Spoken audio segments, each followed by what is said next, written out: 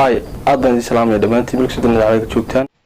اوكي عمر في اليوتيوب channel كان كسر بيلي جروب يعني جوا هو بنات كل شيء عم بنانا إذا كان هالشيء قدونا أو حد ولا فيديو كوسابسن فنان كفنان تيريدي أولا هذا حلقة أول عصر ما ظلمت فنان كل قدم به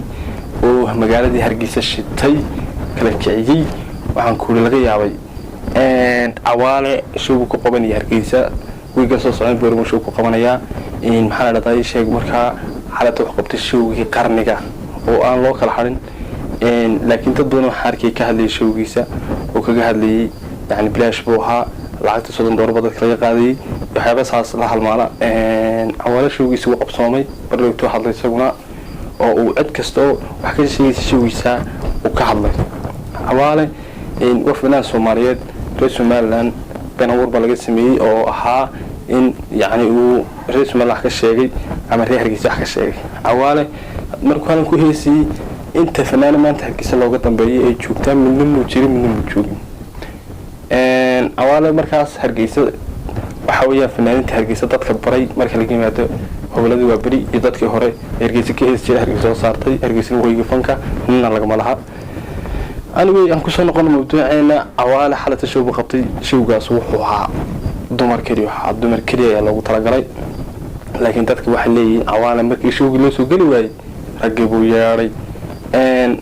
hal qof oo cadeynayado showga rag ku jiro oo meesha ka jaasayo ama uu ka dhaxmuqanayo qofkii soo saara ama soo gari baraha bulshada anigay run baa jirta saddex qof baa joogay oo DJ-ga iyo ninka kale tuma baxash aaltada la yiraahdo maxaa la yahay macalinka reer Djibouti inkastoo moodayay inuu horta la yarkaftame in laga baxay baxash aaltada la afo laakiin awaale maxaa wuxuu isku wataa dadkii hore ilaa dadkii dambe oo aaltadii oo waqtiga hore lagu tumi jiray muusiga ayaa namka loogu tumay aad iyo aad buu ugu mahadsan yahay sidoo dadkii hore funkii hore funkan isku xiraayo awaale funkiisa waxa laga qaban karo boorma show ku dhigay reeboor waxa uu sheegaya reeboor u saraka awaale dhowr shaqo hor baa markan ka hadlayay showga awaale ha awaale showgiisu inuu baaqdo ama in wax laga sheego waxba ka jira ama wax ka soo bixi doona waxaan sheegay reer Soomaaliland qofku markaan imanin hadad ka joojin karaysa inaan magaalada imaanin laga joojiyo laakiin haddii yimaado tii qofku yimid already anigay ninka awaale showgu dhigay wala isku arkay waxba yaan beel ka sheegin in shirkad boqotay in yar aan soo daawano wuxuu ka hadlay iyo wuxuu yiri horna waxaan soo geliyay channelka haddaan video-ga daawan xagga hoose description-ka ku soo dhigay raxiim galabta oo maalin jimcaha waxaan ku suganahay magaalada Hargeysa gaar ahaan hotelka weyn ee Garan Hadi runtii wax kale uma soo fadhiisan waxaan u soo fadhiistay inaan si kal iyo laab ah si sharaf leh si qaali ah si qiimo agteeda ku leh aan ugu mahad celiyo dhammaan shacabweynaha ku nool Somaliland gaar ahaanna shacabka reer Hargeysa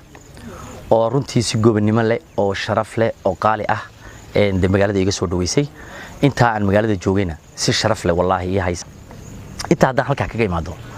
xalay toole tobankii habeenimo markaan yaabay ee roobkii kala istaagi waayay ayaan aniga qoraal qaatay oo nidhi sanisi maahe waan tagayaa sidii baan ku tagay ma filanin roobka inta la eega da'aya dadka inay soo jiirayaan runtii Hargeysa waxaan u bixiyay Hargeysadii roobku hakin waayay waan uga mahad celinaya Hargeysa roob baa hakin waayay wax kale oo hakinaya inuu jiro uma maleeyo waxaan leeyahay Hargeysa iyo fankaygu iskuma cusba martina iskuma aha Hargeysa waa Hargeysa awaalna waa awaale waxa intaas hadal dhaafsan oo kariya ma jirto awaale dadka qaar waxa la sheegay baraha bulshada la adeegsanayo la lahaa show waa free arintan maxaa ka jira walaal horta dagaalkii kamid tahayo nin jiro baa la xagxagtaa ninkuma ku jiro baa la xagxagtaa kullay anagu wax free ma dhigin حتى لما فلاير أو بين أبور أو من $30 كقرية من $15 كقرية حتى وانا ركي لبضوا بين أبور بهاين بين كان كل جن $10 بوها كأم بصحها إن ده كلي إن قف جرا بالقوا مشغولات ده وإحنا مثلا هاي قف كمركو جرا بالقوا مشغولة إن ده مجال دي دينوان شو جايو عد مجالنا هاي عن ده كقاعدين جو هيد إن المجال ده كله مجرته magaaladana waxaan ku dhigi jiray iyadoon cidba goohir weydiisan yaan ku dhigi jiray imikana waxaan ku dhigay iyadoon cidba goohir weydiisan waxaan u soo noqon doonaa iyadoon cidba goohir weydiisan hargeysa waa hargeysa cawaalna waa cawaale wadnaasati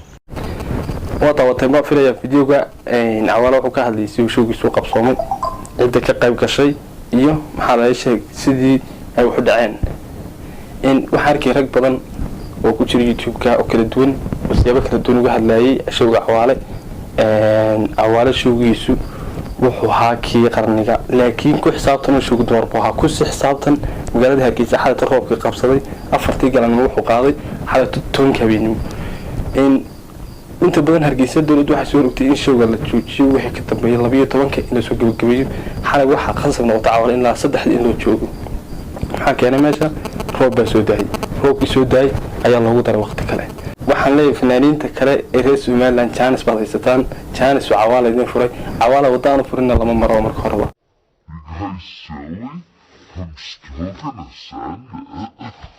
sababtoo cawaale wuxuu idin furay in waqtigii lagu kordhinayay in maxaa la showga ee la joojinayay 12 habeen wixii ka dambeeyay ilaa 3 inuu gaarsiiyay waana wada ka idin furay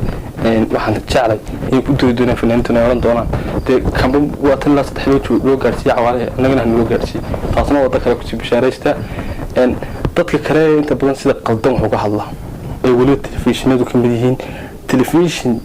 adigu maanta lagu daawasho badan yahay Somaliland ama Hargeysa oo macdad dan yar ku xiran yihiin loo kala ayaa wuxuu sameeyay inuu intuu warbixin soo duubay showga cawaale oo bilaash lagu galiyay showga cawaale oo adigu waxyaabo badan ka sheego